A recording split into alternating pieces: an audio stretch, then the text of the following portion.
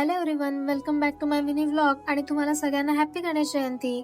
आज ऑफिसला जाताना असं वाटत होतं मी दुपारीच ऑफिसला जाते, इतकं ऊन होतं. आता मी जेव्हा बसमधून येत होते ना, तेव्हा सगळीकडे बाप्पाचे आगमन होत होते. आणि ना पावसाळ्यामध्ये जेव्हा गणपती असतात ना, तेव्हा आमच्याकडे 5 दिवसाचे बाप्पा येतात. आम्ही सगळे कझन्स मिळून एवढी मजा करतो ना, मला त्या दिवसांची आज खरंच खूप आठवण येत होती. किती छान वाटतं ना, सगळे फॅमिली मेंबर्स घरी असतात आणि बाप्पा घरी येतात तेव्हा तर काय वेगळीच फिलिंग असते. हा पेन ना मला माझ्या कझनने दिला होता भाऊबीजेला, मी अजून ठेवलाय. छान आहे ना.